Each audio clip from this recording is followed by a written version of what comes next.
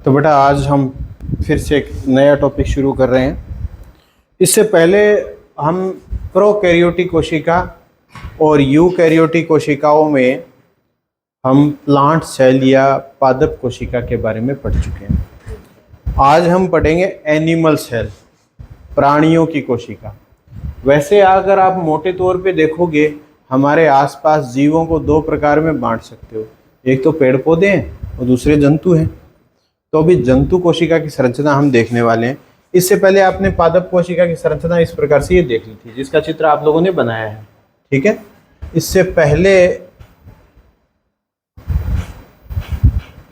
आप ये prokaryotic cell देख चुके हैं। आज हम देखेंगे ये कोशिका, जिसको हम कहते हैं प्राणी कोशिका या एनिमल सेल, ठीक है। यानी हमारे अंदर की कोशिकाएं, या जो गाय भैंस देख रहे हो, बिल्ली देख रहे हो, कुत्ता देख रहे हो, या छोटे मोटे कीड़े मकोड़े देख रहे हो, तो एक तरीके से प्रारूपिक कोशिका, मतलब उनकी संरचनाएं थोड़ी बहुत अलग हो सकती है, साइज अलग हो सकता है, लेकिन अंगक लगभग ऐसे ही पाए जाएंगे, ऑर्गेनेल्स लगभग ऐसे ही पाए जाएंगे। अगर आप इसे पढ़ना शुरू करो,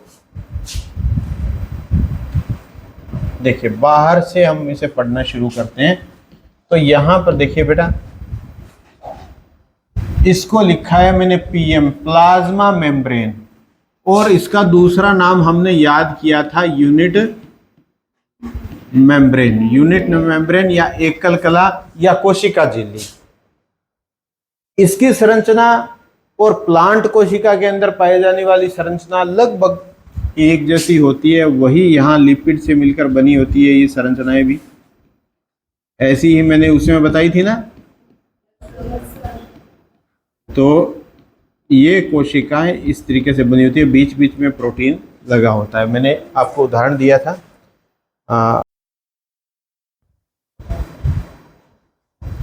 देखिए बेटा, हम लोग देख रहे थे यूनिट मेम्ब्रेन की संरचना। यूनिट मेम्ब्रेन मैंने आपको उदाहरण भी दिया था कि जिस तरीके से कपड़ा है, ठीक है ना, कपड़े से ही हमारी पॉकेट बनी है, कपड़े से ही हमारी दूसरी चीज़ें बनी हुई है, कॉलर वगैरह, ठीक है। तो यूनिट मेम्ब्रेन से ही इसके अंदर वाले अंगक बने होते हैं। तो सबकी मेम्ब्रेन की संरचना लगभग एक जैसी होती है। यह सबसे बाहरी आवरण है। दूसरी चीज आप जो देख रहे हैं, यहाँ लिखा है विल्लाई। जो मेम्ब्रेन है वो इकट्ठी होकर के ऐसे वलन बना देती है, फोल्ड बना देती है, ठीक है। उन फोल्ड्स में जैसे एक कोशिका के ये फोल्ड बने हुए हैं, दूसरी कोशिका के, तो एक दूसरे में फिट हो जाते हैं। इस वजह से कोशिकाएं एक दूसरे से चिपकी हुई रहती है। पादप कोशिकाओं में तो क्या था, बीच में एक जो कह सकते हैं मिडिल लेमिला थी, मध्य पटलिका थी, जो कि उसको सीमेंट की तरह चिपकाए रखती थी। ऐसा इसमें नहीं होता है, ना ही इसमें कोशिका भित्ति होती है। कोशिका भित्ति भी नहीं होती, ये भी ध्यान रखना, ठीक है। तो ये, और इसके बाद इसके अंदर की संरचनाओं पे हम चलते हैं। अगर आपने पादप कोशिका को ढंग से पढ़ा है तो यहाँ पर आपको संरचनाओं में कोई दिक्कत नहीं आने वाली है। ये जो सबसे सेंटर में आप जो देख रहे हैं, इसको कहते हैं केंद्रक या न्यूक्लियस। ये आपके सामने है, ठीक है। केंद्रक में क्या होता है, गुणसूत्र होते हैं, और गुणसूत्र कोशिकाओं की क्रियाओं पर नियंत्रण करते हैं, ठीक है। और केंद्रक के चारों ओर कितनी झिल्लियां होती है, 2 झिल्ली होती है। हमने पहले ही जिक्र कर लिया था, केंद्रक के, माइटोकॉन्ड्रिया के और क्लोरोप्लास्ट के, इनके चारों ओर 2-2 झिल्लियां होती हैं। तो पादप कोशिका में कोई वो तो क्लोरोप्लास्ट तो पाया जाता है, लेकिन ये कोई जो है प्रकाश संश्लेषण नहीं करते हैं, तो क्लोरोप्लास्ट इसमें नहीं पाया जाएगा, हरित लवक इसमें नहीं पाया जाएगा। माइटोकॉन्ड्रिया और केंद्रक 2 ऐसे इसमें हैं जिसमें 2-2 झिल्लियां चारों ओर पाई जाती हैं। बाकी इनकी जो संरचना है और इनके जो कार्य हैं वो वही होंगे जो कि पादप कोशिका में है। इसलिए पादप कोशिका को जिसने ढंग से याद किया है, उसे इसे याद करने में कोई दिक्कत नहीं आने वाली है। समझ गए इस बात को। तो केंद्रक के सभी कार्य वैसे होंगे। अब ये देखिए, ये गोल्गी बॉडी, गोल्जी काय जो आपने पढ़ा था उस समय, गोल्जी काय के अंदर क्या था, ये प्रोटीन की पैकिंग करता है, पैकिंग करके इसको सही जगह भेजता है। वही चीज़ यहाँ पे है। अच्छा, यहाँ पे जो माइटोकॉन्ड्रिया आपने पढ़ा था, माइटोकॉन्ड्रिया के अंदर देखिए यही 2 झिल्लियाँ हैं, ठीक है। बाहरी और आंतरिक। अंदर वाली झिल्ली मैट्रिक्स कहलाती है, ये क्रिस्टा कहलाती है। अंदर क्या होता है, छोटा सा डीएनए भी होता है, और इसके अंदर राइबोसोम कैसे होते हैं, 70S प्रकार के। वेरी गुड, बहुत बढ़िया, ठीक है। राइबोसोम माइटोकॉन्ड्रिया में कैसे, 70S प्रकार के, ठीक है। बाकी जो कोशिकाएं हैं, कोशिकाओं के अंदर जो सीधे राइबोसोम पाए जाते हैं या इसके ऊपर लगे हुए राइबोसोम, वो कैसे होंगे, 80S। बहुत बढ़िया बेटा, अच्छी तरीके से, इसका मतलब तुम लोग पढ़ के आए हो, ठीक है। तो ये हो गया। इसके बाद जो अंतःप्रद्रवी जालिका है वो कितने प्रकार की है, 2 प्रकार की। एक तो स्मूथ चिकनी अंतःप्रद्रवी जालिका, दूसरी रफ खुरदरी अंतःप्रद्रवी जालिका। ये खुरदरी क्यों हो जाती है, क्योंकि इसके ऊपर लगे होते हैं राइबोसोम।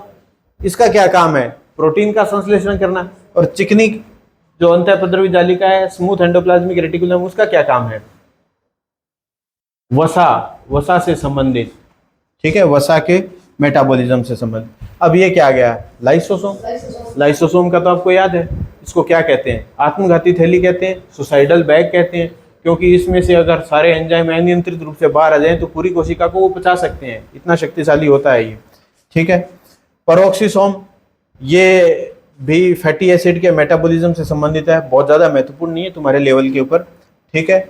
और ये देखिए, ये पाई जाती है यहाँ पर वैक्यूल, रिक्तिका, ठीक है, ये रिक्तिका हो गई।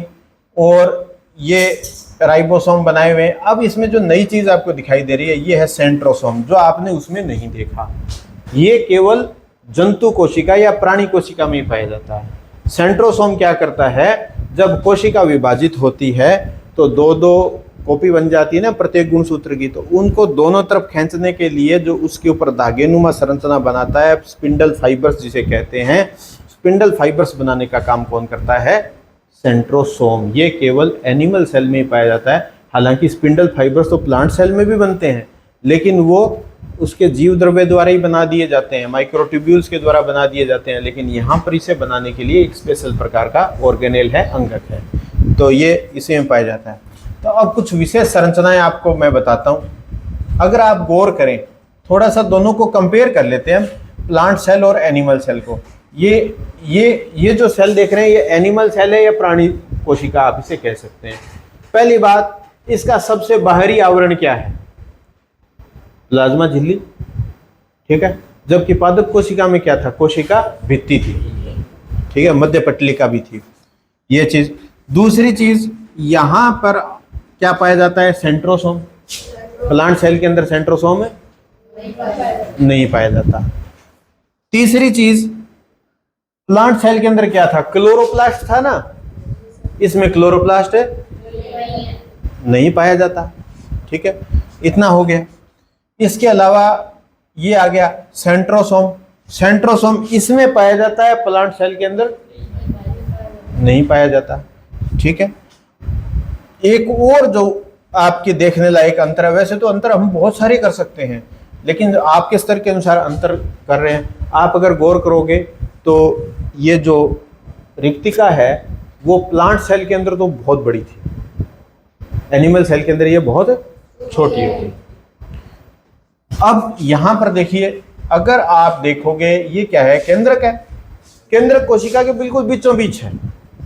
एनिमल सेल के अंदर, कोशिका के अंदर जो केंद्रक होता है वो बिल्कुल सेंटर में, ठीक है, ये सेंटर में होता है, ठीक है। और उसमें प्लांट सेल के अंदर कहाँ होगा, साइड में, ठीक है। ये कुछ एक महत्वपूर्ण अंतर है, आप इसे नोट करेंगे तो। कौन सा, ये छोटा कर देखिए, ये सेंटर में, बिल्कुल केंद्र में।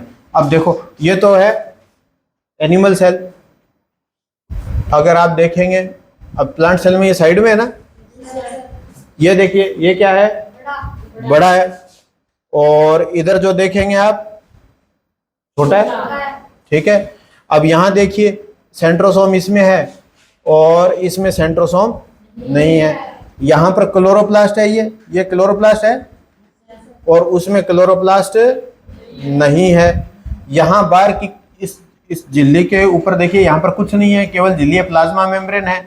और यहां पर देखिए, प्लाज्मा मेम्ब्रेन जो रेड कलर की है, उसके ऊपर कितनी सारी परतें हैं, ठीक है। तो ये अंतर है। जब आप दोनों कोशिकाओं को बनाएंगे तो उनके अंतर भी आप ढंग से कर पाएंगे। अगर दोनों कोशिकाओं के साफ और स्पष्ट चित्र आप नहीं बना पाते हैं तो ये अंतर आपके दिमाग में नहीं बैठेंगे, ठीक है। फिर भी मैं आपको अंतरों का एक लिस्ट दे देता हूं, वैसे तो आप बना लेंगे, दिखाने की क्या जरूरत है, ये अंतर आप अभी लिख लेना। अभी तो हमने क्या किया था, पादप कोशिका और जंतु कोशिका के बीच अंतर किया था। अब हम प्रोकैरियोटी और यूकैरियोटिक कोशिका के बीच में अंतर करेंगे, ठीक है। तो ये एक कोशिका क्या है, ये यूकैरियोटिक कोशिका है, और ये जो बैक्टीरिया वाली कोशिका है ये कौन सी है, प्रोकैरियोटिक कोशिका है, ठीक है। तो अब दोनों के अंदर अगर हम अंतर करेंगे तो वही बात है, अगर आप बाहर से अंतर शुरू करेंगे तो आप कह सकते हैं कि जो यूकैरियोटिक कोशिका है उसमें प्लाज्मा मेम्ब्रेन के ऊपर या तो कुछ नहीं पाया जाता, जैसे कि एनिमल सेल के अंदर कुछ नहीं पाया जाता, लेकिन प्लांट सेल के अंदर जो है ये भित्तियां होती है। हाँ, इसमें भी भित्तियां होती है। अब प्रोकैरियोटिक कोशिका में देखेंगे तो प्रोकैरियोटिक कोशिका में भित्तियां होती है, लेकिन दोनों की भित्तियों में संरचनात्मक जो है डिफरेंस होता है, स्ट्रक्चरल डिफरेंस होता है, संरचनात्मक विभिन्नता होती है। पौधों की जो सेल है उसके अंदर जो भित्ति पाई जाती है वो सेलुलोज की बनी होती है, जबकि इसमें प्रोटीन और कुछ अन्य पदार्थों की मिलकर बनी होती है, ठीक है। ये अंतर हो गया। दूसरा,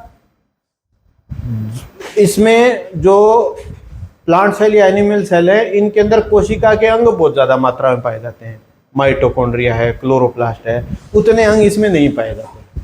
दूसरी बात क्या है, दूसरी बात में ये होगा कि आप जो है देखेंगे तो इसका जो केंद्रक है, इसमें केंद्रक है ही नहीं, प्रोकैरियोट में केंद्रक नहीं है, वो न्यूक्लियोइड है, केंद्रकाभ है, ठीक है। और इसके अंदर क्या है, इसके अंदर ये केंद्रक है, ठीक है, इसके अंदर केंद्रक है, तो ये अंतर आ गया, ठीक है। दूसरा, रिक्तिकाएं इत्यादि इसमें नहीं पाई जाती है। अच्छा, एक और महत्वपूर्ण जो हम बार बार करते हैं, इनके अंदर जो राइबोसोम है वो 70S प्रकार के होते हैं प्रोकैरियोटिक कोशिका में, जबकि यूकैरियोटिक कोशिका में वो क्या है, 80S प्रकार के होते हैं, ठीक है। वैसे देखा जाए तो प्रोकैरियोटिक कोशिका का साइज यूकैरियोटिक कोशिका से काफी छोटा होता है, ठीक है। तो कुछ एक 4 या 5 अंतरों की आप बिल्कुल लिस्ट बना लें और आप मुझे चेक करा दें। तो अभी आपकी कोशिकाएं कंप्लीट हो चुकी है। हमने क्या पढ़ा था, प्रोकैरियोटिक कोशिका और यूकैरियोटिक कोशिका, ठीक है। और यूकैरियोटिक कोशिकाओं के फिर 2 प्रकार हमने पढ़े, पादप कोशिका और प्राणी कोशिका। हमने प्रोकैरियोटिक और यूकैरियोटिक में भी अंतर किया और हमने पादप और जंतु कोशिका में भी अंतर किया। ये अगर आप कल जो है आप लिस्ट बना करके लाएंगे, प्रोकैरियोटिक और यूकैरियोटिक कोशिका के बीच अंतर और पादप कोशिका और प्राणी कोशिका के बीच अंतर, ये लिस्ट आपके पास बनी हुई होनी चाहिए और आपकी कॉपी के अंदर तीनों डायग्राम एकदम क्लियर बने हुए होने चाहिए। अगर क्लियर नहीं है, आपने नहीं बनाए हैं, तो यहाँ से देख लीजिए और अभी बना लीजिए। मैं समझू इस चैप्टर में आपको कोई दिक्कत नहीं है। इसके बाद कौन सा चैप्टर हम पढ़ेंगे, उत्तक, वो और भी सरल है, आपको आनंद आएगा पढ़ के, ठीक है। तो आज के लिए इतना बहुत है।